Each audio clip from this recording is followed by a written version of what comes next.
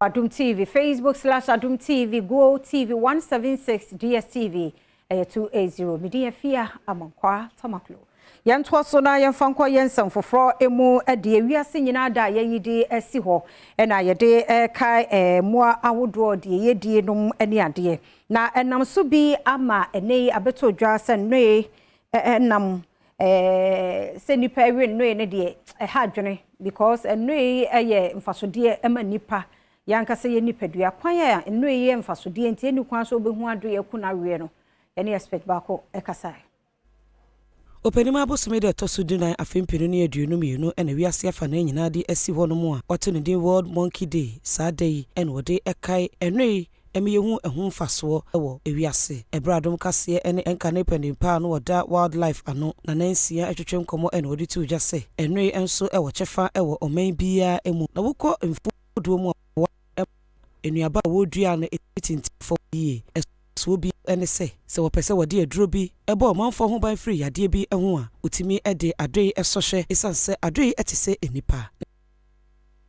ba enwe no ankasa nko a omososo ho mfaso efiri se enuaba bebre wo mu na edi na omo akogya no baabi na afifiri na yenya enua ne kwaye ya ne nsase a yenso nipa ebi be fifiri ama yenso yenya Ediani edi. Ofati se chimpanzee se enro bebre de eso wo mu hwe de yare bi eduro ba ne ye pese ye ya ye de test wo mu hwe ansa na ye de abani pa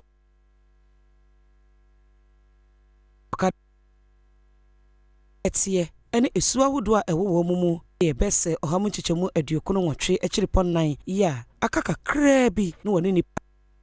enti enye to bi afo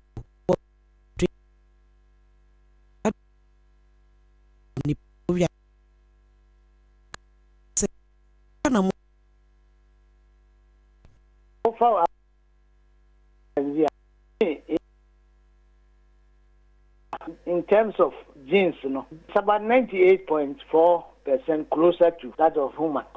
Let's see a bang. Nanso arawusem wo mu ne se emfa ho se enipa nua ene adwe sesei wo hwehwe wo mu kora wo mai Ghana mu a eho odene ye ne obofo baako a ne din ene Kwame Ankama atwetwe nkomo na wode tu dwa sesei wokum moyi ede ema emusua awodo ema wode ye aduane na woton so a sika ewom Amayu bitan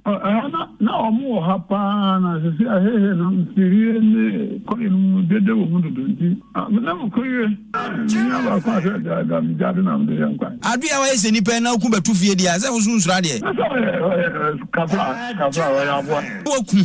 ti se kokwo ibi ni wokum na wo na batwe abatwere wujade ani of one nya ko ani wa re ni ma gu yam ayari bitan